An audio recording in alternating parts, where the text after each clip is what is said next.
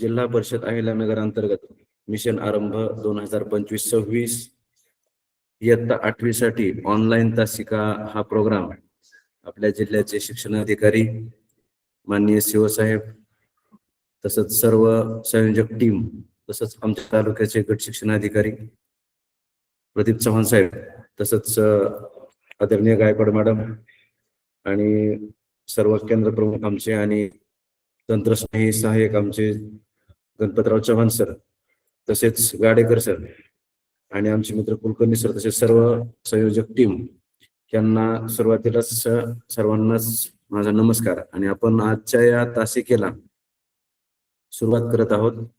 तर यामध्ये आपण 12 जानेवारी 2025 ची मिशन आरंभ अंतर्गत जी सराव परीक्षा झाली होती, त्या सराव परीक्षेमधील इंग्रजी हा विषय आपण 2 दिवस पाहणार आहोत. तर त्यामध्ये पाहत असताना आपण प्रश्नपत्रिकांच्या प्रश्नांसोबतच त्या प्रश्नांसाठी आवश्यक असलेला सर्व जो महत्वाचा जो पार्ट आहे, महत्वाचे जे घटक आहेत, त्याच्यासोबतच आपण चर्चा करणार आहोत. तर वेळ न घालवता आपण थेट प्रश्नपत्रिकेकडे जाऊया. पहा, ही जी प्रश्नपत्रिका आहे त्याच्यामध्ये इंग्रजीचा पहिला जो प्रश्न आहे त्याच्यामध्ये आपल्याला पाहायला मिळतंय की fill in the blank by using superlative form. हा डिग्रीचा प्रश्न आहे. डिग्री ऑफ कंपॅरिझन जर आपण पाहिलं तर ह्यामध्ये आपल्याला डिग्री बद्दल सर्वांना शॉर्ट मध्ये जर माहिती पाहिजे असेल तर आपल्याला इथं कोणतं उत्तर येईल. तर आपल्याला पॉझिटिव्ह डिग्री असतं, पहा, जर पॉझिटिव्ह डिग्री असेल तर त्यामध्ये आपण पाहतो फॉर्म कसा असतो, ॲज आणि ॲज असं जोडलेलं असतं क्रियापदाला, किंवा त्यालाच आपण सो ॲजने सुद्धा जोडतो. नंतर कंपॅरेटिव्ह डिग्री जर असेल तर आपण पाहतो की त्याच्यामध्ये क्रियापदाला ER लागतो आणि पुढे द्यान जोडलेलं असतं, किंवा मोर आणि पुढं द्यान जोडलेलं असतं. आणि ज्यावेळेला सुपरलेटिव्ह डिग्री असते, शॉर्टकट मध्ये एवढंच ध्यानात ठेवा. आणि सुरुवातीलाच एक तुम्हाला मी सांगू इच्छितो की जर तुम्हाला त्याच्यामध्ये मी काही महत्वाच्या नोट्स तयार केलेल्या आहेत, त्या नोट्स पण तुम्हाला दिसणार आहेत, तर त्याचे स्क्रीनशॉट तुम्ही काढून ठेवा, नंतर ते महत्वाच्या गोष्टी लिहून ठेवा. कारण ग्रामरच्या बाबतीत खूप महत्वाच्या चांगल्या अशा नोट्स आहेत त्याच्यामध्ये. सुपरलेटिव्ह डिग्री जर असेल तर फॉर्म कसा असतो, द आणि क्रियापदाला EST असा फॉर्म असतो, किंवा द आणि याच्यामध्ये मोस्ट पण वापरलं असतं. पहा, जर थोडक्यात पाहायचं झालं तर पॉझिटिव्ह डिग्रीमध्ये ॲज ने जोडलेला फॉर्म आपल्याला पाहायला मिळतो. कंपॅरेटिव्ह डिग्रीमध्ये आपल्याला ER द्यान आणि सुपरलेटिव्ह डिग्रीमध्ये द आणि EST. आता जर आपण इथं बारकाईने पाहिलं तर ह्या वाक्यामध्ये आपण पाहू fill in the blank by using superlative form. आपल्याला सुपरलेटिव्ह फॉर्म पाहायचा आहे. इथं आपल्याला काय करायचंय तर सुपरलेटिव्ह फॉर्म आपण पाहणार आहे. सुपरलेटिव्ह मध्ये कोणता फॉर्म आहे इथं, तर सुपरलेटिव्ह मध्ये द EST असं रूप असतं किंवा द मोस्ट असं रूप असतं, मोस्ट रूप असतं. तर इथं पहा, Mahesh is good boy and he is the, तर इथं द आलेला आहे. Mahesh is good boy and he is the dot dot of all. सर्वांमध्ये, ऑफ ऑल म्हणजे सर्वांमध्ये. महेश हा चांगला मुलगा आहे आणि तो सर्वांमध्ये कसा आहे, तर पर्याय पहा, इथं पर्याय दिलेला आहे क्लेव्हर, दुसरा पर्याय आहे क्लेव्हरर, तिसरा आहे क्लेव्हरेस्ट आणि चौथा पर्याय आहे मोस्ट क्लेव्हर.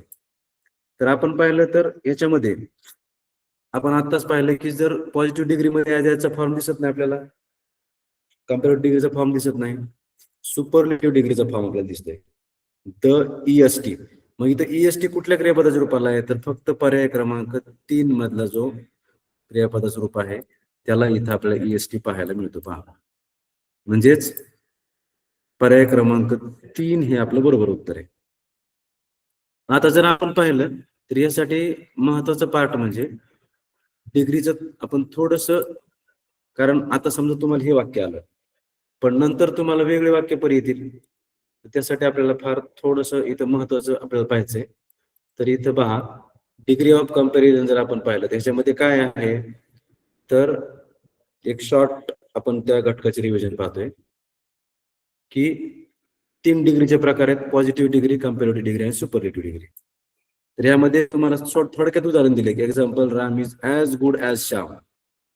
कम्पॅरेटिव्ह मध्ये असा फॉर्म असतो की milk is better than T.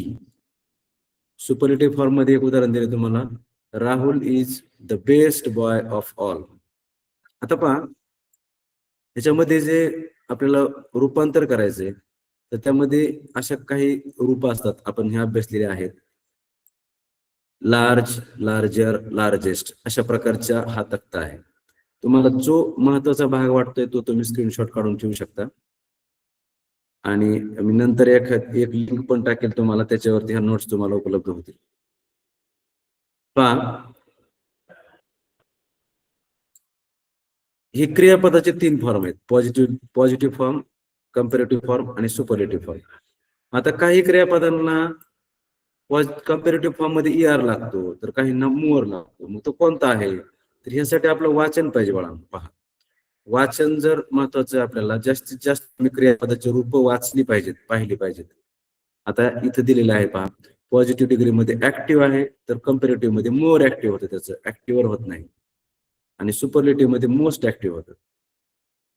Difficult more difficult होतं आणि सुपरलेटिव्ह मध्ये मोस्ट डिफिकल्ट होतं. अशा प्रकारे कोणत्या क्रियापदाला कोणता फॉर्म होतो हे आपण थोडस पाहून घेतलं पाहिजे. नंतर आता ह्याच्यामध्ये पहा, महत्वाचं काय, एल्डर आणि एल्डेस्ट हे शब्द फक्त व्यक्तींकरता वापरतो आपण. एल्डर नंतर दॅन कधी शब्द वापरत नाहीत. असे काही ठराविक जे क्लू आहेत ते पण आपल्याला माहित पाहिजेत, कारण कधी कधी अपवादावरती प्रश्न येतात. थोडक्यात आपण रिव्हिजन पाहू. पॉझिटिव्ह डिग्री मध्ये काय येतं, तर विशेषणाची किंवा क्रियाविशेषणाची सामान्य स्थिती सांगितली जाते आणि तो ॲज किंवा ॲज वापरून त्याची रचना केलेली असते.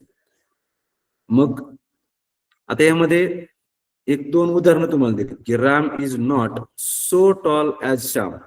आता लक्षात घ्या, सो ॲज कधी वापरायचं आणि ॲज कधी वापरलेला असतो. शक्यतो जर होकारार्थी वाक्य असेल तर आपण ॲजने वाक्याची रचना जोडतो आणि जर नकारार्थी असेल तर आपण ते सो ॲजने जोडतो. उदाहरणार्थ, Ram is not as tall as असं म्हणणं बरोबर आहे, पण मोर करेक्ट काय असेल, तर Ram is not so tall as Shyam. नंतर, Roshan is as good as Raghav. इथं सो गुड ॲज राघवच्या ऐवजी ॲज गुड ॲज हेच बरोबर येणार आहे, करेक्ट येणार आहे. कम्पॅरेटिव्ह डिग्री जर असेल तर त्यामध्ये पहा, विशेषण किंवा क्रियाविशेषणाचा कमी जास्तपणा दाखवण्यासाठी हे वापरलं जातं. त्याला क्रियापदाला ईआर दॅन वापरतो आपण, जोडतो किंवा मोर दॅन वापरतो. दिले, राहुल इज टॉलर, ईआर जोडला आपण इथं बघा, इथे ईआर जोडला. Rahul is taller than Pranav. म्हणजे 2 नामांमध्ये आपण तुलना केली, क्रियाविशेषणांचा कमी जास्तपणा दाखवला आपण. Rahul is taller than Pranav. Rose is more beautiful. आता ब्युटिफुलचं ब्युटिफुलर असं नाही तर मोर ब्युटिफुल होतं, म्हणून इथं ब्युटिफुल त्याचं मोर ब्युटिफुल हा कम्पॅरेटिव्ह फॉर्म झाला. Rose is more beautiful than marigold. आणि सुपरलेटिव्ह फॉर्म मध्ये पाहू आपण, तर सुपरलेटिव्ह डिग्री मध्ये सर्वश्रेष्ठ. सुपरलेटिव्ह याचा अर्थच आहे सर्वश्रेष्ठ. म्हणजे आपण जे वाक्य पाहिलं, समजा Mahesh is good boy and he is the dot dot of all, सगळ्यांमध्ये श्रेष्ठ, सर्वश्रेष्ठ. तर त्यावेळेला आपण काय करतो, सुपरलेटिव्ह डिग्रीचा वापर करतो. म्हणजेच उदाहरण दिले पहा, Suresh is the tallest boy in the class. म्हणजे क्लासमध्ये सुरेश सगळ्यात मोठा आहे, सर्वश्रेष्ठ आहे, सगळ्यात उंच आहे.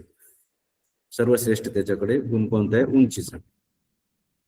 नंतर peach blend was the most precious gift the curious had received.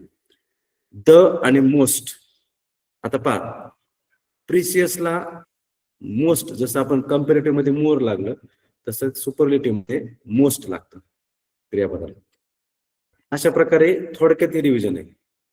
ह्या इथं तुम्हाला ही मी एक फक्त पीडीएफ पाठवीन, याच्यामध्ये खाली इथे ब्लॉगची लिंक दिली, त्याच्यावरती जर तुम्ही स्मार्ट पीडीएफ जर ह्याच्यावरती क्लिक केलं तर तुम्हाला आपल्याला त्या ब्लॉगच्या लिंकवरती आपण जाऊ शकतो आणि त्याच्यावरती तुम्ही त्या ग्रामरच्या नोट्स तुम्हाला आहेत त्या तुम्ही उपलब्ध तुम्हाला होतील. पहा नंतर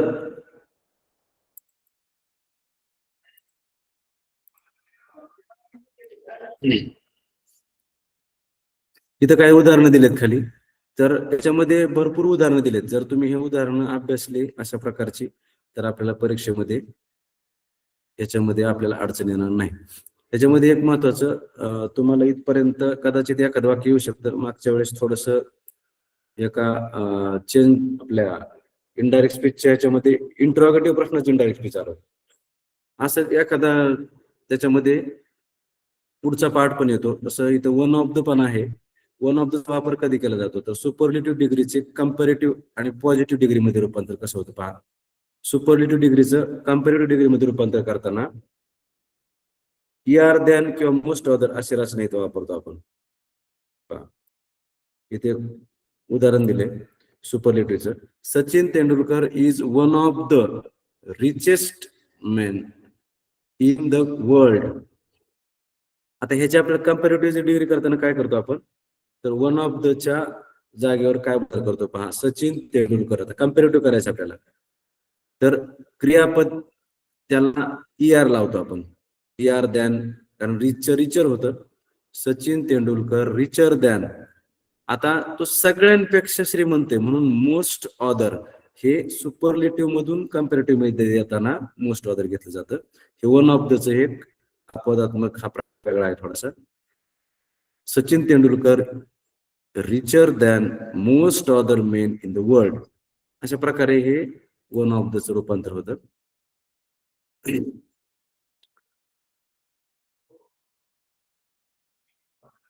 तर पहा, हा जो डिग्रीचा भाग आहे तो इथं आपण पाहिलाय.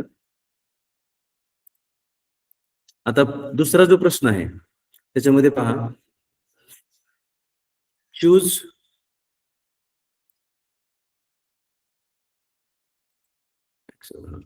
Choose correct modal auxiliaries. Two इथं लक्षात ठेवा, ज्यावेळेस दोन पर्याय निवडायचे आपल्याला ते बारकाईने आपण पाहिलं पाहिजे. कधी कधी काय होतं आपण एकच पर्याय उत्तर गोल करतो तर आपल्याला ते उत्तर काय होतं मग बरोबर येत नाही. Choose two correct modal auxiliaries दोन वापरायचे. शोईंग फ्युचर टेन्स, फक्त प्रश्नातला आपल्याला जर कीवर्ड सापडला तर तुम्ही तुमच्या थोड्याशा अभ्यासावर सुद्धा आणि क्लुप्तीच्या युक्तीच्या आधारावर सुद्धा तुम्ही उत्तर बरोबर काढू शकता. उदाहरणार्थ टू करेक्ट मॉडेल ऑक्झिलरी, दोन आपल्याला करेक्ट मॉडेल ऑक्झिलरी वापरायचे. शोईंग फ्युचर टेन्स म्हणजे आपल्याला भविष्यकाळ दाखवायचं आहे. भविष्यकाळ दाखवण्यासाठी आपल्याला दोन मॉडेल ऑक्झिलरी वापरायचे. इन द फॉलोइंग सेंटेन्स दिलेल्या वाक्यामध्ये I dot dot built a nice bungalow. आता पहा, आपल्याला फ्युचर टेन्स करायचं आहे हे पहिलं लक्षात घ्या. फ्युचर टेन्स म्हणजे भविष्य काळ करायचं आहे. मग I dot dot built a nice bungalow म्हणजे चांगला बंगला मी काय करणार आहे बांधणार आहे असं भविष्यात दाखवायचंय. मग भविष्यकाळी फक्त कॉमन सेन्स वापरायचा आपल्याला, साधा फक्त वापरायचा आहे की विल आणि शाल ही दोन भविष्यकाळी क्रियापद आहेत, भविष्यकाळी सहाय्यकारी क्रियापद आहेत. आता यासाठी आपल्याला हे जे वाक्य आहे ते सिंपल प्रेझेंट टेन्सचं वाक्य आहे, सिंपल फ्युचर टेन्सचं वाक्य आहे. तर फ्युचर टेन्स मध्ये आपल्याला शाल आणि विल आपण वापरत असतो. इथं यूज टू, आता तिसरा जो आहे हा का नाही हे पण आपण पाहिलं पाहिजे. यूज टू कधी वापरतो आपण? एखादी नेहमीची आपली जी सवय आहे ती दाखवताना आपण यूज टू वापरतो. I use to take milk in the morning, म्हणजे मी रोज सकाळी दूध पितो.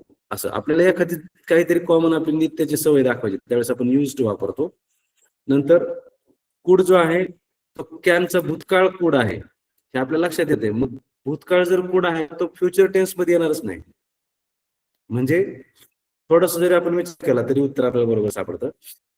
मग आता फ्युचर टेन्स मध्ये रचना कशी असते तर पहा, म्हणजे आपल्याला क्रियापदाच्या सहाय्यकारी क्रियापदाची जी रूप आहेत त्याच्यावरून सुद्धा आपल्याला हे लक्षात घ्यावं लागेल.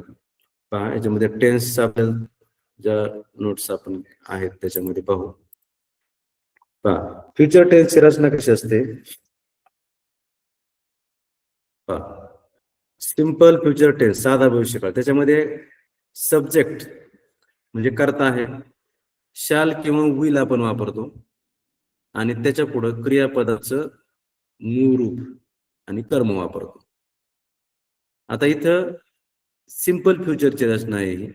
पण फ्युचर टेन्स मध्ये आपल्या इथं फक्त महत्वाचं ह्याच्यामध्ये पाहायचंय काय की ह्याच्यामध्ये जे आपण क्रियापद वापरलेले आहेत, सहाय्यकारी क्रियापद वापरले आहेत, तर तो मुद्दा आपल्याला पाहायचा आहे ह्यातला. तर सहाय्यकारी क्रियापदे हेल्पिंग व्हर्ब्स. मग आपण इथं पाहतो की वर्तमान काळी एक वचनी एम इज ही दोन सहाय्यकारी क्रियापद टू चे आपण वापरतो आणि अनेक वचनी आर हे क्रियापद वापरतो. भूतकाळामध्ये एक वचनात वॉज वापरतो आपण आणि अनेक वचनामध्ये वेअर वापरतो. आणि भविष्य काळामध्ये बघा शाल किंवा विल एक वचनामध्ये सुद्धा आणि अनेक वचनामध्ये विल वापरतो आपण. मग आता इथं इथं एक वचन आहे, मग इथं आपण शाल किंवा विल वापरू शकतो. तर दोन इथं क्रियापद आपल्याला प्रश्नामध्ये दिसतात. तर ते म्हणजे आपल्या प्रश्नामध्ये पहा दोन क्रियापद आपल्याला विल आणि शाल हे मॉडेल ऑक्झिलरी दोन दिसतात, सहाय्यकारी क्रियापद. मग आता ह्याच्यामध्ये आणखी समजा तुम्हाला फ्युचर टेन्स आलं म्हणून आपण शाल विल वापरलं. जर तुम्हाला वर्तमान काळ आला असतं, प्रेझेंट टेन्स आला असतं, तर एम इज आर ही आपल्याला वापरावं लागेल. भूतकाळ आला तर वॉज वेअर वापरावं लागेल.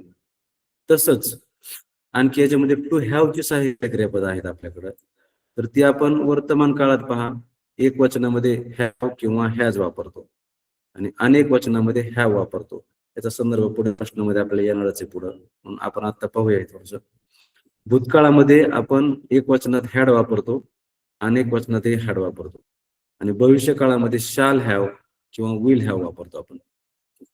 नंतर डू ची काही क्रियापद आहेत, तर वर्तमान काळामध्ये आपण डू किंवा डज वापरतो, भूतकाळात डिड वापरतो, भविष्य काळात शाल डू किंवा विल डू वापरतो. चला आपण प्रश्नाकडे येऊ. म्हणजे दुसऱ्या प्रश्नाचं उत्तर जे आहे आपलं ते पर्याय क्रमांक 1 आणि पर्याय क्रमांक 2. म्हणजेच I will build a nice bungalow किंवा आय शाल बिल्ड अ नाईस बंगलो. आणि एक महत्वाचं की जे थोडस वरच्या लेवलचं आहे, परंतु लक्षात ठेवा ज्या वेळेला आयच्या पुढे शाल येतं परंतु आयच्या पुढे विल कधी आपण वापरतो, तर त्यासाठी एक महत्वाचं कारण असतं की ज्या वेळेला सर्टन्टी आणि शुअरिटी हे दोन कारण, म्हणजे जिथं खात्री असते, निश्चितपणा असतो, त्यावेळेस आपण आय विल असं वापरतो. आय शॅल डू मी ते करू शकतो, मी ते करीन, पण आय विल डू मी ते करणारच असं ज्यावेळेस आपण म्हणतो त्यावेळेला विलचा वापर होतो. म्हणजे शाल आणि विल मध्ये हा एकदम स्मॉल किंचित असा फरक आहे आयच्या पुढे वापरण्यासाठी, तोही लक्षात असू द्या, पुढे तुम्हाला प्रश्नामध्ये उपयोग होऊ शकतो. पुढं तिसरा प्रश्न पाहूया आपण. Choose the correct option to complete the following slogan. हे जे स्लोगन आहे ते कम्प्लीट करण्यासाठी आपल्याला योग्य पर्याय निवडायचा आहे. पहा शक्यतो पर्यावरण, पृथ्वी, पाणी, नैसर्गिक संपत्ती ह्याच्याविषयी आपल्याला स्लोगन येतात. परीक्षेमध्ये सुद्धा अशाच प्रकारचे स्लोगन असतात किंवा सध्याची करंट जी परिस्थिती असेल बाहेर समाजामध्ये त्याच्या संदर्भाने पण काही स्लोगन आलेले असतात. म्हणजे पाठीमागे कोरोनाची परिस्थिती होती त्याच्या संदर्भाने, समजा असं बाहेर जी समाजामध्ये चाललेली करंट सध्याची परिस्थिती असते त्याच्यावरती काही स्लोगन असतात. परंतु शक्यतो बऱ्याच वेळा पर्यावरण, पृथ्वी, पाणी, नैसर्गिक साधन संपत्ती ह्याच्यावरती स्लोगन येतात. तसं इथं आलेलं आहे, save trees, save dot dot.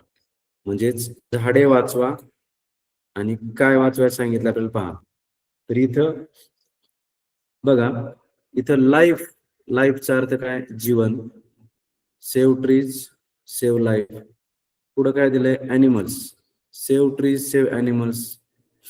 आता जर आपण पाहिलं तर झाडे वाचवा आणि प्राणी वाचवा असं आपल्याला ते स्लोगन होणार नाही साहित्यिक.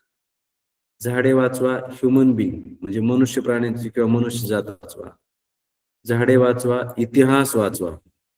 अशा प्रकारे आपल्याला हे 2, 3 आणि 4 हे तीनही पर्याय येणार नाहीत. परंतु सेव्ह ट्रीज, झाडे जर वाचवली तर आपलं जीवन मात्र वाचू शकतं. म्हणून सेव्ह ट्रीज, सेव्ह लाईफ हे स्लोगन आहे. जर आपण जास्तीत जास्त स्लोगन वाचले, प्रत्येक प्रश्नासाठी आपण काय अभ्यास करणं गरजेचं आहे ते आपण पाहतोय. तर ह्या स्लोगनच्या संदर्भाने जो प्रश्न आहे त्याच्यासाठी आपल्याला जास्तीत जास्त स्लोगन आपल्या नजरेखालून घातली पाहिजेत, वाचली पाहिजेत. चौथा प्रश्न पाहू पुढचा आपण. Read the following sentence and choose the correct alternative. म्हणजे खालील वाक्य वाचा आणि योग्य पर्याय निवडा. I dot dot English grammar. आता पहा, इथं आपण थोडं जरी आपल्याला ग्रामरचं माहिती असेल तरी आपण इथं उत्तर शोधू शकतो. आता इथे बघा, आपण पर्यायाकडे जाऊ. इथे दिले आय एम स्टडींग. मी इंग्रजी व्याकरण शिकत आहे. I am studying English grammar. पुढे घेतलं समजा आय एम बीइंग, ही रचना नसते.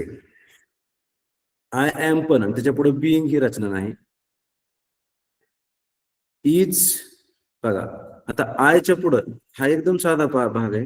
आयच्या पुढे इज कधीच येत नाही, म्हणजे हा पर्याय आपला कट झाला. बघा, नंतर आयच्या पुढं आर कधीच येत नाही कारण हे अनेक वचन आहे. आत्ताच आपण एक तक्ता पाहिला त्याच्यामध्ये पहा. आता हे सर्वनाम आणि त्याच्या पुढं कोणती क्रियापद स्वरूप येतं आपण इथं पाहू जरा. पहा, थोडक्यात आपण इथं पाहू.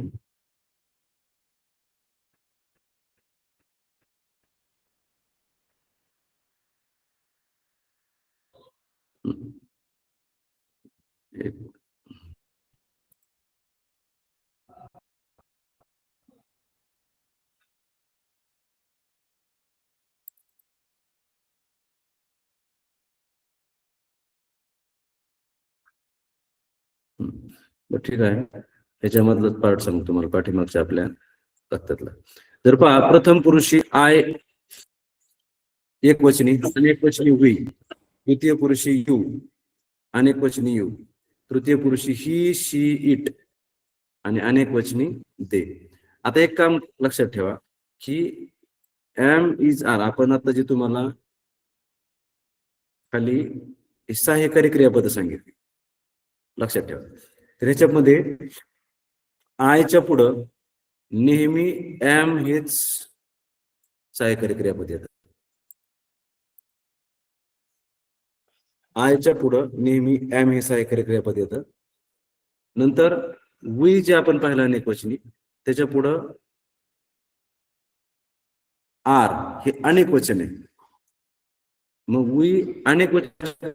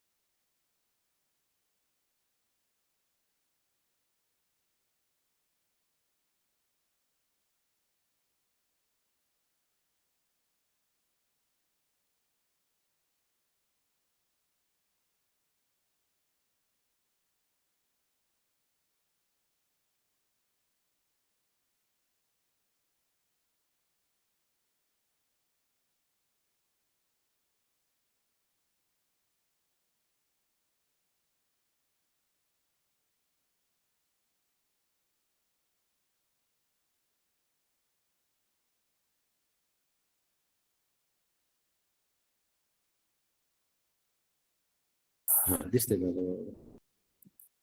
माझ्या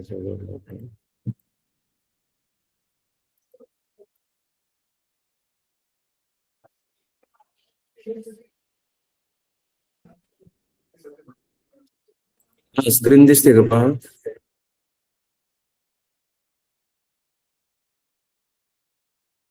थोडस नेटवर्कचा इश्यू असल्यामुळे स्क्रीन आपल्याला थोड्या वेळ दिसू शकली नाही.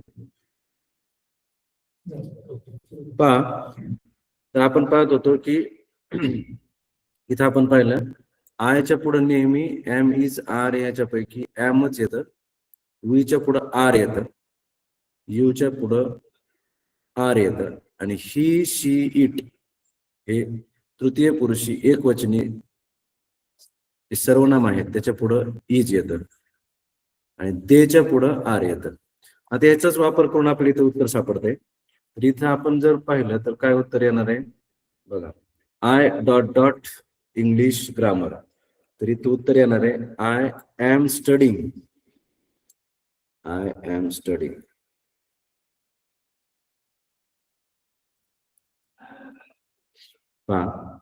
I am studying English grammar. अशा प्रकारे इथं उत्तर येणार आहे. पुढचा 5वा प्रश्न पाहूया. Complete the following dialogue with option below. खाली तुम्हाला एक संवाद दिलाय छोटासा 2 वाक्याचा. तो आपल्याला काय करायचा आहे, पूर्ण करायचा आहे. मोहन काय म्हणतोय, have you seen yesterday's match? कालची मॅच पाहिली का? आता कालची येस्टरडेज याचा विचारायचा, याचा अर्थ तो भूतकाळामध्ये घडलेली घटना आहे, म्हणजेच भूतकाळातला त्याला क्रियापद लागणार आहे हे नक्की. Have you seen yesterday's match? Ramesh, yes.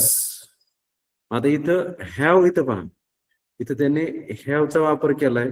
जर आपण पहा, छोटे छोटे प्रश्न ज्यावेळेस बनवत असतो, डू यू लाईक दिस किंवा do you like an apple, तर आपण म्हणतो येस आय डू. म्हणजे जर डू यू लाईक ने वापर केला आपण, तर त्याला आपण डू ने जोडून घेतो. ज्यावेळेस आपण किंवा कॅन यू ड्रॉ दिस, आपण काय म्हणतो, येस आय कॅन. म्हणजे जिथं आपण ज्या क्रियापदाने आपण सुरुवात करतो प्रश्नाला, तेच क्रियापद आपण उत्तरामध्ये आपण काय करत असतो, ते वापरत असतो. इथं साधं टेक्निक आहे की have you seen yesterday's match, इथं हॅव ने आपण सुरुवात केलेली आहे, तर तिथं यस आय हॅव असंच उत्तर येणार आहे. म्हणजे हा एकदम सोपा प्रश्न आपल्याला विचारलाय. आता इथं पहा, हॅज काय येणार नाही, तर जसं आपण इथं पाहिलं होतं की इथं आयच्या पुढं इथं एम इज आर पैकी ऍज आलंय, तसं आयच्या पुढं हे पहा, वर्तमान काळामध्ये एक वचनी हॅव आणि हॅज आहे, तर आयच्या पुढं नेहमी हॅव येतं आणि ही शीटच्या पुढं हॅज येतं. म्हणून पहा, आयच्या पुढे नेहमी हॅव येतं आणि हे जे हॅज आहे ते ही has, she has, it has आणि देच्या पुढे पुन्हा हॅव येतं. म्हणजेच इथं पहा, इथं जर आपण वरच्या प्रश्नाचा आधार घेतला थोडासा, इथं I have, we have, you have, he has, she has, it has आणि दे हॅव अशी रचना असते. म्हणून हे हॅज जे आहे ते आयच्या पुढे येणार नाही. नंतर आता पहा, have you seen yesterday's match, तर इथं येस आय वॉज. आता वॉज हे क्रियापद इथं येणार नाही, कारण समजा इथं प्रश्न वेगळा असता की तिथं तू होतास का, तर तो त्याने म्हटलं असतं की येस आय वॉज देअर, मी तिथं होतो, त्यावेळेस तिथं वॉज आलं असतं. इथं बी जे आहे हे आयच्या पुढे बी येत नाही, तर टू बी ची सहाय्यकारी क्रियापद येत असतात. तर म्हणून पर्याय पहा, चौथा जो आहे तो हॅव दिलाय, म्हणजेच आयच्या पुढे काय येतं, हॅव येतं. आयच्या पुढं हॅव येतं, ही शीटच्या पुढे हॅज आणि देच्या पुढं हॅव येतं. तसं इथं पहा, मोहन काय म्हणतो, have you seen yesterday's match, तर रमेश म्हणे यस आय हॅव. जसं do you like milk, yes I do. अशा प्रकारे इथं छोटासा संवाद दिलेला आहे. मग तुम्हाला हे कॉन्व्हर्सेशन असे छोटे छोटे येतात परीक्षेमध्ये, 2 किंवा 4 वाक्याचे, आणि त्याच्यामध्ये आपल्याला रिकाम्या जागा दिलेल्या असतात, ते भरायला आपल्याला सांगितलेलं असतं. पहा, पुढचा 6वा प्रश्न आहे, 6 आणि 7, instructions for question number 6 and 7 असं म्हणले बघा. म्हणजे इथं 2 प्रश्न विचारलेत आणि इथं 70 to 80 वर्ड्सचा प्रोज म्हणजे एक उतारा दिलेला आहे. आणि हा जो घटक आहे तो आपण पाठीमागं ऑनलाईन तासामध्ये मीच आपल्याशी चर्चा केली होती या घटकावरती, तर आपण तो घटक व्यवस्थित पाहिलाय. तरी सुद्धा आपण थोडस त्याची रिव्हिजन पाहणार आहे की हा जो उत्तरा घटक आहे तो आपल्या हातातले मार्क असतात, तिथंच प्रश्नाची उत्तर असतात, फक्त शोधायचं असतं. तर त्यासाठी काय करायला पाहिजे, तर त्यासाठी आपल्याला थोडस त्याचं सोडवायचं कसं ते आपल्याला पाहायचंय. तर उत्तरामध्ये आपण ज्यावेळेस पाहतो त्यावेळेस पहा, पॅसेज मे इन्क्लूड, म्हणजे पॅसेज मध्ये नेमकं काय काय दिलेलं असतं. पहा, पॅसेज मध्ये नेमकं काय असतं, तर सायन्स विषयी माहिती असते, हिस्ट्री किंवा हवामान त्याचा अंदाज, वेदर रिपोर्ट असतो, ऍडव्हर्टाइजमेंट एखादी जाहिरात असते, किंवा डे टू डे एक्सपिरियन्स काहीतरी दैनंदिन जीवनातला अनुभव, अशा प्रकारचे आपल्याला उत्तर दिलेले असतात. मग त्या उत्तरामध्ये आपल्याला काय करायचंय, तर उतारा सोडवत असताना हे त्रिसूत्री, आणि त्याच्या सोबतच मी एक तुम्हाला आणखी एक महत्वाचा मुद्दा सांगितला होता की ज्या वेळेला आपण उतार्यावरचे प्रश्न सोडवतो त्यावेळेला आपल्याला काय करायचंय, तर सुरुवातीला उतारा आपल्याला वाचायचा नाही. तर त्याला सुरुवातीला आपण काय सांगितलं की उतारा वाचण्याच्या अगोदर आपल्याला प्रश्न आणि त्याचे पर्याय पाहून घ्यायचे.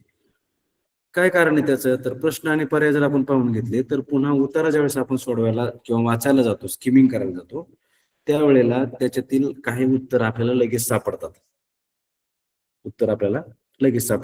म्हणून अगोदर प्रश्न आणि त्याचे पर्याय पाहून घ्यायचे. म्हणजेच पहा, उतारा सोडवण्यासाठी पहिल्यांदाच त्याच्यानंतर मग आपण स्किमिंग करायचंय. स्किमिंग म्हणजे काय? Read the passage quickly to get general idea. म्हणजे आपल्याला तो पॅसेज जो आहे तो क्विकली म्हणजे एकदम कमी वेळात तो फक्त आपल्याला ओव्हरलुक करून घ्यायचा आहे आणि जनरल आयडिया आपल्याला समजते की हा उतारा समजा शाळेसंबंधी आहे, हा उतारा वृक्षांसंबंधी आहे, हा उतारा पावसासंबंधी आहे, हा उतारा एखादी जाहिरात आहे. अशा प्रकारे नेमकं सेंट्रल आयडिया काय त्याची, ते आपल्याला जनरल आयडिया काय ते कळते. नंतर दुसरी स्टेप आहे ते म्हणजे स्कॅनिंग. स्कॅनिंग म्हणजे काय? तर slow and purposeful reading to know details. म्हणजेच आपल्याला सावकाश रिडिंग करायचंय आणि हेतुपूर्वक त्याच्यामधली जी माहिती आहे ती आपल्याला इन डिटेल आपल्याला पाहिजे. त्याच्यासाठी कॉन्टेक्स्च्युअल मिनिंग पाहायचं आहे.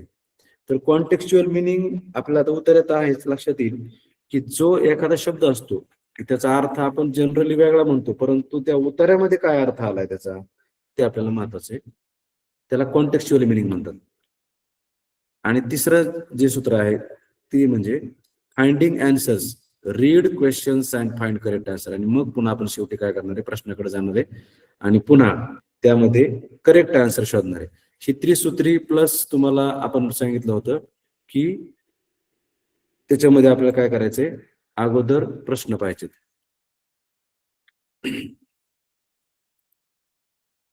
पहा, मग आपण त्याच्यानुसार जाऊ. तर प्रश्न अगोदर पाहू. 6 नंबरचा प्रश्न आहे, choose the correct option for the given sentence. म्हणजे दिलेलं जे वाक्य आहे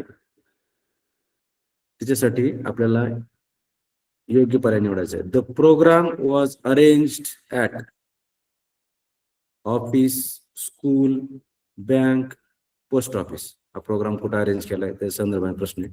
दुसरा प्रश्न पहा 7वा. Choose 2 correct options for the following sentence. इथं 2 पर्याय निवडायचे. Competitions organised by the school are dot dot and dot dot. दुसरा प्रश्न वाचताना पहिल्या प्रश्नाचं उत्तर आपल्याला सापडलंय. म्हणजे प्रश्न वाचता वाचता उत्तर सापडते. अजून पॅसेजकडे जायचं आपल्याला. Competitions organised by the school म्हणजे कॉम्पिटिशन कोणी ऑर्गनाइज केलं? स्कूल, शाळेमध्ये. म्हणजे हा प्रोग्राम शाळेमध्ये चालू आहे. पहिल्या प्रश्नाचं उत्तर तुम्हाला इथेच मिळून गेलं. Are dot dot and dot dot. मग कोणत्या कॉम्पिटिशन्स आहेत? Elocution, handwriting, painting, sculpture. आता आपण हे उत्तरात थोडस आता स्किमिंग करून घेऊया. पहा, read the passage and choose correct options. On the occasion of Chhatrapati Shivaji Maharaj birth anniversary. Chhatrapati Shivaji Maharaj birth anniversary. Skimming करत असताना फक्त महत्वाच्या काही मुद्द्यांना अंडरलाईन करत चालायचं. New English school. पहा, कुठं चालली ही घटना, कुठं घडली घटना? तर स्कूलमध्ये. न्यू इंग्लिश स्कूल वारी organized various programs on 19th of February. Various competitions such as कोणकोणत्या? इलोक्युशन म्हणजे वक्तृत्व स्पर्धा, हँडरायटिंग हस्ताक्षर स्पर्धा, ड्रॉइंग म्हणजे चित्रकला स्पर्धा, रेखांकन स्पर्धा, अँड स्किट्स छोटे छोटे नाटक किंवा छोटे छोटे संभाषण असतील किंवा स्किट्स आपण म्हणतो त्याला, were conducted on this day. या दिवशी 4 स्टुडंट्स फ्रॉम ईच क्लास. प्रत्येक वर्गातले किती? 4 विद्यार्थी. वेअर पार्टिसिपेटेड तेवढे सहभागी झाले होते. दस अशा प्रकारे the day was celebrated with great enthusiasm. फार उत्साहामध्ये हा दिवस साजरा करण्यात आला. आता आपल्याला सहज उत्तर सापडते बघा. पहिला प्रश्न बघू परत आपण एकदा. Choose the correct option for given sentence. आता बघा, आपण उतारा वाचल्यानंतर आपल्या लक्षात आलंय की हा उतारा कशा संदर्भात आहे? छत्रपती शिवाजी महाराजांची जयंती आहे, उत्सव. त्या उत्सवानिमित्त एका शाळेमध्ये वारी, हे गाव आहे न्यू इंग्लिश स्कूल, शाळेचं नाव आहे न्यू इंग्लिश स्कूल वारी. तर इथं ह्या वेगवेगळ्या छोट्या छोट्या प्रोग्रामांचं स्पर्धेचं आयोजन केलेलं आहे.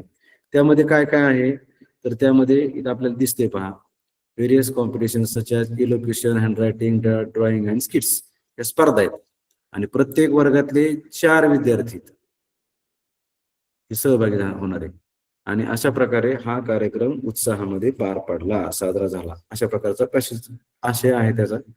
पहा मग 6 नंबरचा प्रश्न काय दिलाय, सोपा आहे एकदम. Choose the correct option for given sentence. The programme was arrange at, बघा बरं, ऑफिसमध्ये केलाय का आता हा? सहज आपल्या लक्षात येते तर नाही. म्हणजे स्कूल दुसरा पर्याय आहे, तर हा स्कूलमध्ये प्रोग्राम अरेंज केलाय, तरी पुढचे पर्याय पहा.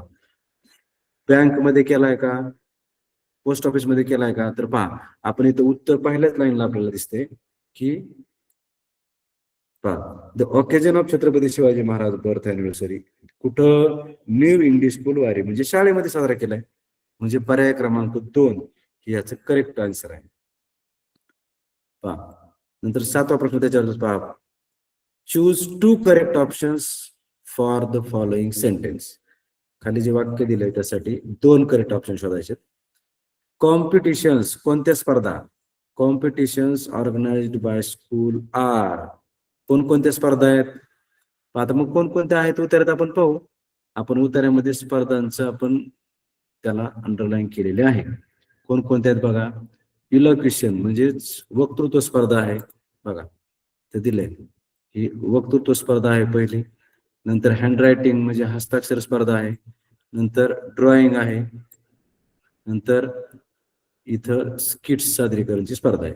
या 4 प्रकारच्या स्पर्धा आहेत. मग आता ह्यांनी 4 कुठं कोणते आहेत पर्याय, त्याच्यामधले आपल्याला काय करायचे, 2च पर्याय बरोबर शोधायचे. तर पहिलं दिलंय इलोक्युशन, तर आपल्या लिस्टमध्ये आहे का, आहे. हँडरायटिंग आहे का आपल्या लिस्टमध्ये, आहे. पहा पेंटिंग, आता पेंटिंग आहे का, पहा इथं ड्रॉइंग आहे, ड्रॉइंग म्हणजेच रेखांकन चित्रकला, परंतु पेंटिंगची स्पर्धा नाही. तुम्हाला थोडस इथं कन्फ्युजन मध्ये टाकलंय, पण इथं पेंटिंग आपल्याला त्याच्यामध्ये नाही. आणि स्कल्पचर म्हणजे काय, तर शिल्पकला, शिल्पकला सुद्धा याच्यामध्ये दिलेली नाही. म्हणजेच पर्याय क्रमांक 1 आणि 2 हे पर्याय जे आहेत ते आपले बरोबर उत्तर आहे. पहा त्याच्यानंतर पुढचा जो आहे तो महत्वाचा घटक आहे, तो म्हणजे ईमेल. आता ईमेल संदर्भात थोडीशी माहिती आपण पाहू. पहा ईमेल, तर ईमेल जो असतो आपला ईमेल आयडी, तर ईमेल म्हणजे काय आपण त्याला म्हणतो, तर इलेक्ट्रॉनिक मेल आपण म्हणतो, म्हणजेच पत्रव्यवहार असतो तो एक प्रकारचा. तर त्याच्यासाठी आपल्याला एक असं, जसं आपण पत्राला पत्ता लिहितो तसं ईमेल, इलेक्ट्रॉनिक मेलसाठी मेल आयडी आपण काढत असतो, तयार करत असतो. आता तुम्ही जॉईन झालात ऑनलाईन, त्याच्यासाठी सुद्धा तुम्हाला मेलची आवश्यकता आहे. तुमचं जर मेल नसेल तर तुम्ही गुगल मीट वरती जॉईन होऊ शकत नाही. म्हणजे आपल्याला मेल आयडी वरती ह्या सगळ्या सुविधा मिळतात. म्हणजे तुमचं गुगल मीट असेल किंवा मेल असेल किंवा वेगवेगळ्या आणखी त्याच्यामध्ये फार म्हणजे वेगवेगळ्या सुविधा आहेत. जर आपण पाहिलं, पहा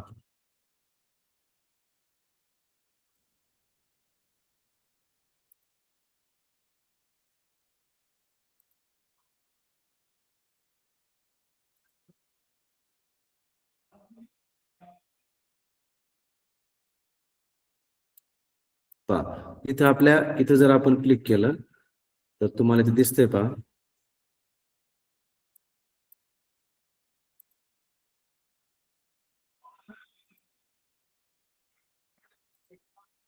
त्याच्यामध्ये इथं युट्यूब आहे, प्ले स्टोर आहे, न्यूज आहे, जीमेल आहे, मीट आहे, चॅट आहे. हे ईमेल आयडीज असल्यानंतर आपल्याला प्रत्येकाचा जो असतो तो ईमेल आयडी असतो. आता समजा इथं माझा ईमेल आयडी स्मॉल व्ही 9552 727 827 हा जो ईमेल आहे. आता ह्याच्यावरती प्रश्न आपल्याला कसा आलाय पहा. तर ईमेल आपण काय करतो, शक्यतो बऱ्याच वेळा ईमेल जो आहे तो आपण काय करतो, पाहतो आणि त्याच्यामध्ये काय काय असतं, इनबॉक्स मध्ये काय असतं, अशा प्रकारे आपण पाहतो. समजा हा ईमेलचा इनबॉक्सचा आपण जो पाहतो, तर ईमेलचा इनबॉक्सचा तुम्हाला दिसते सर. ईमेलची इनबॉक्सची विंडो कशी दिसते पहा, आपण पाहू उघडून थोडीशी. तर ह्याच्यामध्ये काय दिसतं आपल्याला, इनबॉक्स, त्याच्यामध्ये संख्या दिसते, म्हणजे एवढे मेल आपल्या इनबॉक्स मध्ये आहेत, स्टार्ट किती आहेत, स्नूज किती आहेत, इम्पॉर्टंट, हे सगळं आपण अभ्यास करतो. परंतु प्रश्न कसा विचारलाय त्यांनी पहा, प्रश्न विचारलाय कशावरती, आपल्या ईमेल ऍड्रेसवर प्रश्न विचारलाय.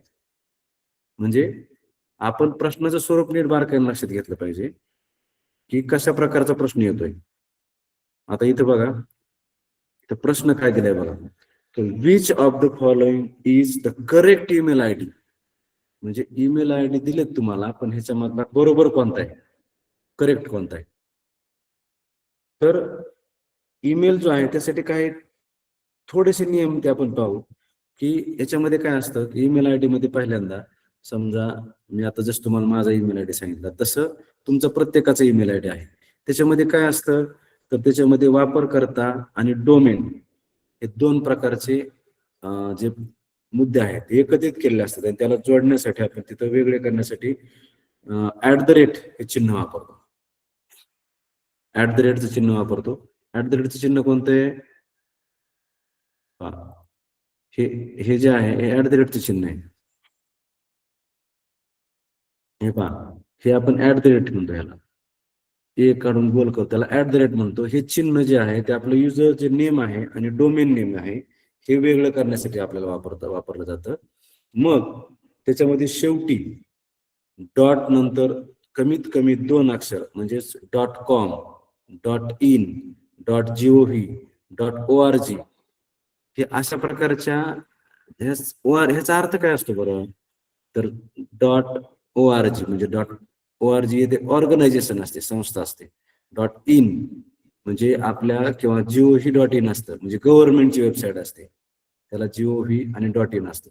अशा प्रकारे त्याचे वेगवेगळे अर्थ आहेत. परंतु आपल्याला एवढं लक्षात आलं पाहिजे की समजा युजर नेम आणि जे डोमेन आहे त्याला मध्ये @ ने जोडलेलं असतं. दुसरा एक महत्वाचा नियम त्याच्यामध्ये लक्षात ठेवायचा आहे, शक्यतो याच्यामध्ये कुठंच स्पेस नसतो, स्पेस अलाव केला जात नाही ईमेल ऍड्रेससाठी.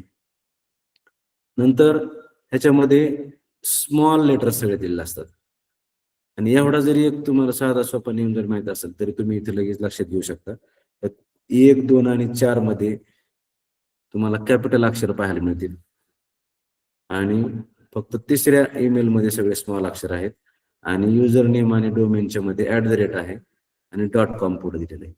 म्हणजेच आपला जो मेल आहे तो, आता बघा एकूण, आता हे पण माहित थोडस तुम्हाला सांगतो घाण्याला म्हणून, की ईमेल जो आहे त्याच्यामध्ये एकूण वर्ण आपण किती लिटर वापरू शकतो, तर एकूण 320 लिटर आपण वापरू शकतो, त्याच्यापेक्षा जास्त वापरू शकत नाही. मग नंतर स्थानिक म्हणजे आपण जे नाव घेतो, डोमेन युजर नेम घेतो, त्याच्यामध्ये जास्तीत जास्त युजर नेम मध्ये आपण काय करू शकतो, 64 वापरू शकतो, आणि डोमेन मध्ये 255 वापरू शकतो. एवढे अक्षर आपण वापरू शकतो, त्याच्यापेक्षा जास्त आपण वापरू शकत नाही. नंतर स्पेस, सगळ्यात महत्वाचा मुद्दा म्हणजे कोणत्याही अक्षरामध्ये आपल्याला स्पेस देता येत नाही, स्पेस नसतो, अंतर नसतं, डिस्टन्स दिलेलं नसतं. मग ह्याच्यामधला जर आपण पाहिला तर बरोबर जो पर्याय दिसतो आपल्याला तो फक्त कोणता आहे, तर 3 नंबरचा पर्याय, या सगळ्या नियमांचा जर आपण विचार केला तर.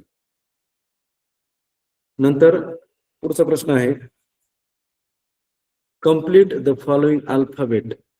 अल्फाबेट हँगर आहे पहा, अल्फाबेट हँगर म्हणजे काय, इथं अल्फाबेट्स दिलेत ABCDEF अशा प्रकारचे अल्फाबेट दिलेत, आणि त्याच्यावरनं काय केलंय, तर खाली काही नावं दिलेत. मग ते नेमके कोणत्या प्रकारचे दिलेत, काय दिलंय, हे आपण बारकाईने जर पाहिलं तर आपल्या सहज लक्षात येईल. ए आणि खाली ऍस दिलंय, ऍस म्हणजे काय, गाढव. बी बुल म्हणजे बैल, ऑक्स. सी त्याच्या खाली काय पाठी दिली नावाची, कॅट म्हणजे मांजर. डी त्याच्या खाली काय दिले, डॉग. आता ह्या 4 अक्षरावरून आपल्याला लक्षात येते की हे अल्फाबेट आणि त्याच्या खाली जी नावं दिलेत, ते पाट्या दिलेत, तर ते कशा संदर्भात आहेत, तर ते पेट ॲनिमल्स आहेत. म्हणजे काय, पाळीव प्राणी, पेट ॲनिमल्स आहेत ते. मग आता आपल्याला इथं एच आणि एस ह्याच्यासाठी सुद्धा काय पाहिजेत, पेट ॲनिमल्स पाहिजेत, पाळीव प्राणी पाहिजेत. मग आता एच वर्ण काय प्राण्याचं नाव आहे? तर आता इथं तुम्हाला चारही पर्यायात एच वर्ण आणि एस वर्ण नाव दिले. आपण पहिला पर्याय जर पाहिला तर त्याच्यामध्ये काय दिले बघा, हायना. हायना म्हणजे काय? तरस. तरस मला नाही वाटत कोण पाळते आपल्याकडे, कारण तरस आला तरी लोक घाबरून बिबटे म्हणून पळतात. आता आपण पाहिलेच जवळपास. परंतु हे जंगली प्राणी, वाईल्ड अॅनिमल्स, पेट अॅनिमल्स, वाईल्ड अॅनिमल्स आपण पाहतो. स्नेक तो सुद्धा शक्यतो आपण काय पाळत नाही, पाळीव प्राणी नाही. नंतर हेअर, हेअर म्हणजे ससा. आपण पाहतो ना गोष्ट, हेअर अँड टॉर्टस किंवा टॉर्टॉइज. स्वॅन, हंस पक्षी. आता हॉर्स, याच्यावरनं हॉर्स दिलाय. हॉर्स म्हणजे घोडा. आणि शिप, शिप म्हणजे मेंढी. नंतर हिप्पो, हिप्पोपोटॅमस म्हणजे पानघोडा. आणि स्क्विरल, स्क्विरल म्हणजे खारुताई. आता ह्याच्यापैकी पाळीव प्राणी कोणते ते आपल्याला लगेच लक्षात येते की आपल्यामध्ये जर आपण पाहिलं पर्याय क्रमांक 3 मध्ये बघा, हॉर्स म्हणजे घोडा आपण पाळतो आणि शिप म्हणजे मेंढी आपण पाळतो. ते दोन्ही पण एच वर्ण हॉर्स आहे आणि एस वर्ण शिप आहे. म्हणजे अशा प्रकारे एकदम सोपा प्रश्न आपल्याला दिलेला आहे. पाळीव प्राणी आणि वाईल्ड अॅनिमल्स आणि पेट अॅनिमल्स हे आपल्याला समजलेत का? किंवा कोणते ह्याच्याऐवजी वेगवेगळे पण आपल्याला चार्ट किंवा वेगवेगळे प्रश्न ह्याच्यावरती येऊ शकतो. आपल्याला पाहतो आपण प्राण्यांचे, पक्ष्यांचे आवाज, त्यांचे गरदर्शक शब्द असतील किंवा त्यांचे पिल्ल असतील, याच्या संदर्भाने प्रश्न येतात अशा प्रकारे. नंतर पहा, त्याच्या पुढं आणखी प्रश्न आहेत, तर तो आपण भाग पाहणार आहे. परंतु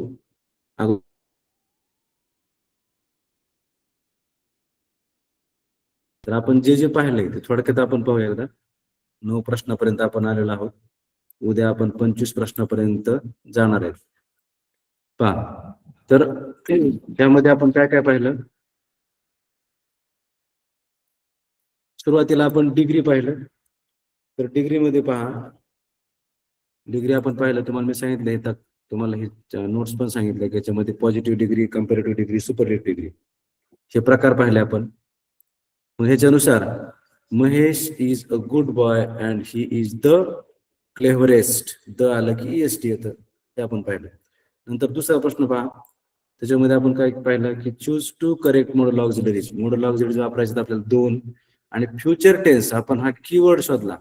कीवर्ड शोधायचा, लक्षात ठेवा. प्रश्नातला जर तुम्हाला कीवर्ड सापडला तर उत्तर लगेच सापडतं. म्हणजे फ्युचर टेन्स आपल्याला पाहायचं आहे फक्त. मग फ्युचर टेन्स बाकी काहीच तुम्ही विचार नाही केला तरी फ्युचर टेन्स मध्ये काय येणार आहे?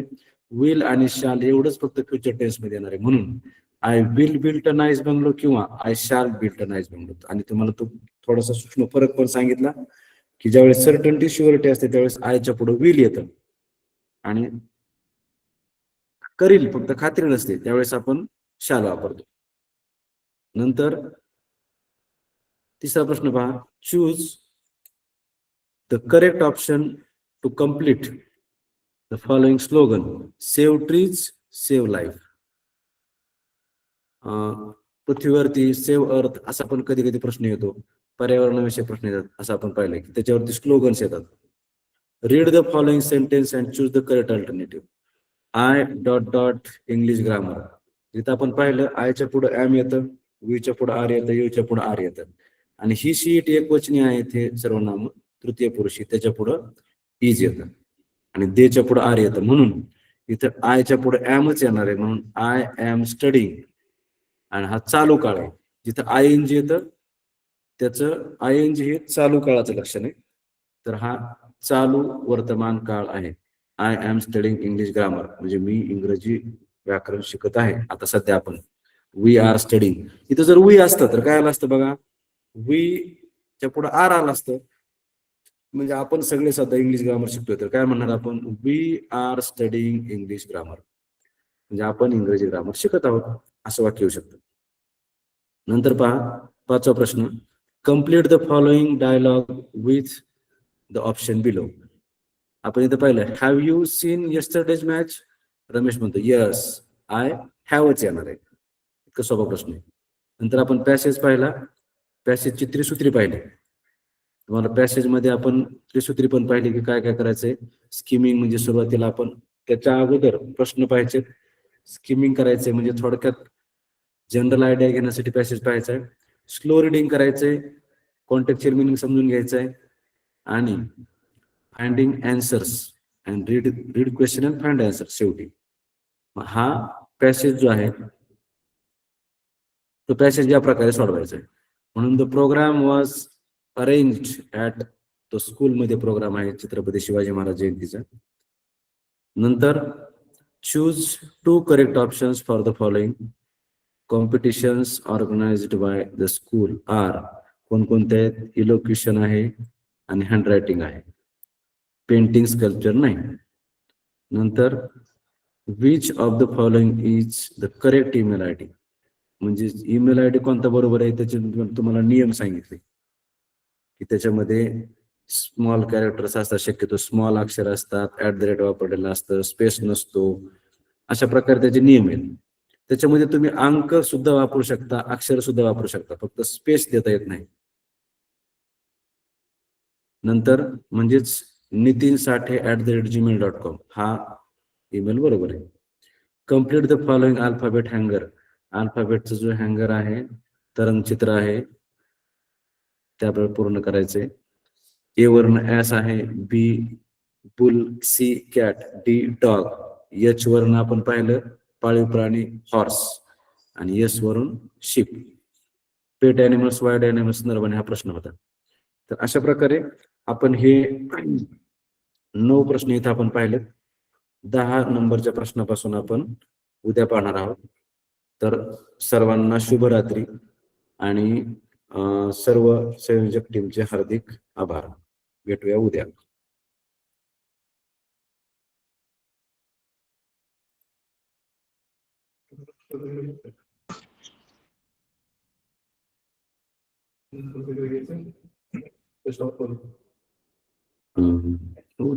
खूप छान शिकवलं सर, थँक्यू. सगळं समजलं. अरे वा, थँक्यू. तुम्हाला त्याच्या नोट्स तयार केल्यात आपण, त्याची लिंक मी टाकतो. आमच्या आदरणीय गणपत चव्हाण सर तुमच्या जिल्ह्याच्या ग्रुपवरती टाकून देतील, तर त्याच्यावरून तुम्ही त्या नोट्स डाउनलोड करून वापरू शकता. त्याच्यामध्ये संपूर्ण ग्रामरच्या नोट्स आहेत. तर तुम्ही एवढंच नाही, प्रश्नपत्रिकेत जेवढं आहे त्याच्यापेक्षाही पहा.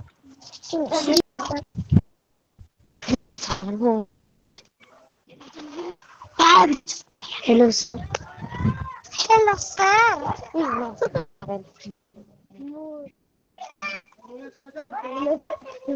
खूप छान शिकवलं सर.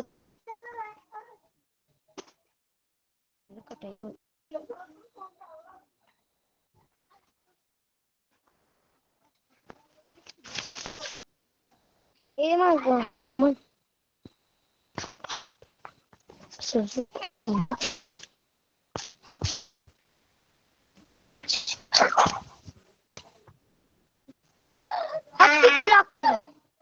गिअर